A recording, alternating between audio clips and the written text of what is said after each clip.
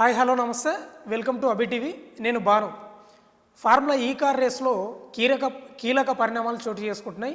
అందులో భాగంగా ఈరోజు ఫార్ములా ఈ కార్ రేస్లో ఏ2గా ఉన్నటువంటి అరవింద్ కుమార్ గారు, ఏ3గా ఉన్నటువంటి బిఎల్ఎన్ రెడ్డి గారు ఏసీబీ విచారణకు హాజరయ్యారు.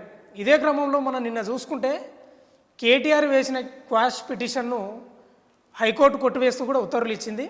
ఇప్పుడు ఇదే అంశం తెలంగాణ వ్యాప్తంగా చర్చనీయాంశంగా మారింది. ఒకసారి చూద్దాం. మనం ఈనాడు పేపర్లో బ్యానర్ ఐటమ్గా ఇదే కేసుపై ప్రచురించడం జరిగింది. ఒకసారి చదువుదాం. మనం ప్రాథమిక ఆధారాలు ఉన్నాయి. ఈ దశలో ఫార్ములా ఈ రేస్పై ఎఫ్ఐఆర్ను రద్దు చేయలేం. సొమ్ము ఎవరికి చేరిందన్నది దర్యాప్తులో తేలాలి. కేటీఆర్ పిటిషన్ను కొట్టివేస్తూ హైకోర్టు తీర్పు. అమలును 10 రోజుల పాటు నిలిపివేయాలన్న ఆయన విజ్ఞప్తికి నిరాకరణ. ఇదే విషయం నిన్న మనం కోర్టు చాలా స్పష్టంగా చెప్పింది. అటు ఏసీబీ వాదనలు విని, ఇటు కేటీఆర్ న్యాయవాదుల వాదనలు విని ఏసీబీ వ్యవహారంలో మేము జోక్యం చేసుకోలేం, విచారణ కంపల్సరీ మీరు వెళ్ళాలి, ఎందుకంటే చట్టం దృష్టిలో అందరూ సమానమే అని కోర్టు చెప్పిన ధర్మిల క్వాష్ పిటిషన్ కూడా కొట్టేసింది మనం చూసినాం. ఇప్పుడు ఇదే విషయంపై ఫార్ములా ఈ రేస్ కేసులో బారాస కార్యనిర్వాహక అధ్యక్షుడు మాజీ మంత్రి కేటీఆర్కు హైకోర్టులో చుక్కెదురైంది.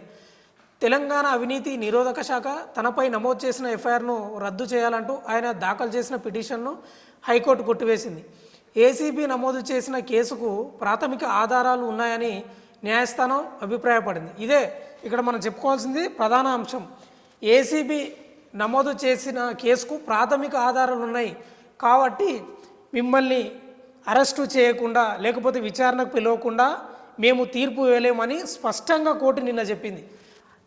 అదేవిధంగా ఈ ఫార్ములా రేస్ వ్యవహారంలో నిధుల దుర్వినియోగం జరిగిందని ఏసీబీ నమోదు చేసిన ఎఫ్ఐఆర్ను కొట్టివేయాలంటూ కేటీఆర్ దాఖలు చేసిన పిటిషన్పై విచారించిన జస్టిస్ కె లక్ష్మణ్ మంగళవారం 35 పేజీల తీర్పు వెలువరించారు. ఎఫ్ఐఆర్ను ఈ దశలో కొట్టివేయలేమని తేల్చేపారు. అంటే కుల్లగా చెప్పేసింది కోర్టు. ఎవరైనా చట్టం ముందు సమానులే, విచారణకు హాజరు కావాల్సిందే, ఏసీబీ నమోదు చేసినటువంటి ఆ అంశాలకు సమాధానం ఇవ్వాల్సిందే అని కోర్టు చెప్పింది. ఇక కేటీఆర్ ఆశలు కూడా గల్లంతైనాయని అనుకోవాలి. ఎందుకంటే విచారణకు పోతే దాదాపు అరెస్టు చేస్తారు, మనం చూస్తున్నాం చాలా కేసులలో. కాబట్టి అరెస్టు చేస్తారు కాబట్టి నా కేసును క్వాష్ చేయాలని హైకోర్టులో వేసిండు. హైకోర్టు కూడా చేతులు ఎత్తేసింది. అంటే ఏసీబీ వ్యవహారంలో మేము జోక్యం చేసుకోమని పూర్తిగా చెప్పేసింది.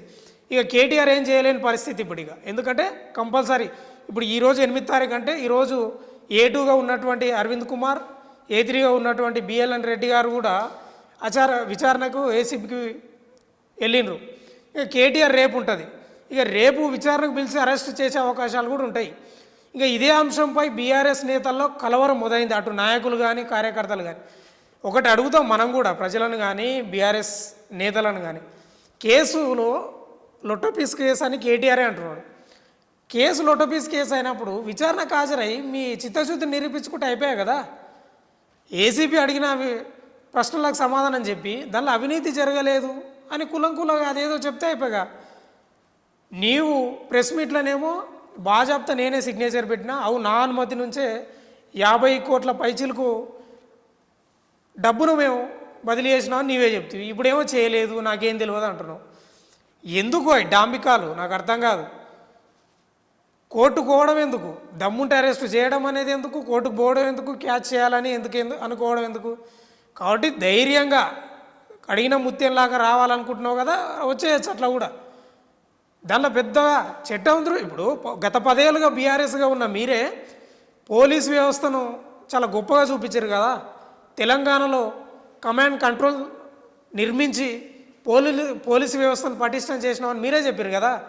ఎందుకు ఇప్పుడు పోలీసుల మీద నమ్మకం లేదా? బాజాప్తా విచారణకు హాజరై మీరు మీ చిత్తశుద్ధి నిరూపించుకుంటే అయిపోయాయి కదా.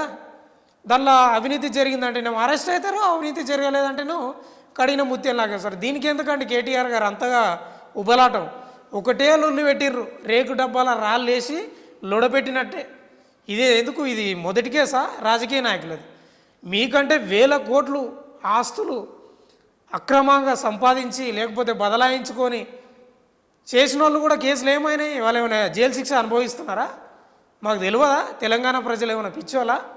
ఎంతమందిని చూస్తలేము, పోతారు ఒక 4 రోజులు, ఓ 14 రోజులు, నెల రోజులు, 2 నెలలు జైల్లో ఉంటారు, బెయిల్ మీద వస్తారు, మళ్ళీ బాగా చెప్తా తిరుగుతారు. సామాన్యులకు పడ్డట్టు, మామూలుగా జనాలకు పడ్డట్టు మీకు ఏమైనా ఏళ్ళకేళ్ళు శిక్షలు పడతాయా? పడవు. ప్రజలకు కూడా తెలుసు అవి. బెయిల్ మీద వస్తారు, మీ రాజకీయాలు మీరు చేసుకుంటారు, బాగా చెప్తా మీ పని మీరు చేసుకుంటారు. దీనికి ఎందుకంటే అంత గగ్గోలు నాకు అర్థం కాదు. మీరే అన్నారు కదా జైలుకు పోయి స్లిమ్గా వేస్తా, యోగా చేస్తా, పాదయాత్రకు వేస్తా అని. భయం ఎందుకు? పోయి రావచ్చు కదా తప్పు లేనప్పుడు. ఇక ఇదే అంశం ఇంకో మాట అంటున్నాడు కేటీఆర్ గారు. అక్రమ కేసులపై న్యాయ పోరాటం చేస్తా. మళ్ళీ చెబుతున్నా, నేను ఏ తప్పు చేయలేదు, 100% మీరే తప్పు చేయలేదు అన్నప్పుడు హైకోర్టుకి వెళ్ళి క్వాష్ పిటిషన్ వేయాల్సిన అవసరం ఏమొచ్చింది? ఏ అవసరం లేదు కదా. చిత్తశుద్ధి నిరూపించుకోవచ్చు కదా తెలంగాణ ప్రజల ముందు. కాబట్టి కేటీఆర్ గారు ఈ మేకపోతు గంభీర్యాలు కానీ, ఈ డబ్బగొట్టుడు కానీ బంద్ చేసి విచారణకు హాజరై చిత్తశుద్ధి నిరూపించుకుంటే ప్రజల్లో కూడా మంచి పేరు వస్తుంది. అంటే చట్టం ముందు అందరు సమానులే అనే బలమైన వాదనకు తెలంగాణ ప్రజల్లో కూడా ఒక నమ్మకం కలుగుతుంది. ఖచ్చితంగా రేపు 9 విచారణకు హాజరై మీ చిత్తశుద్ధిని నిరూపించుకోవాల్సిందిగా కోరుతున్నాం తెలంగాణ ప్రజల తరపున.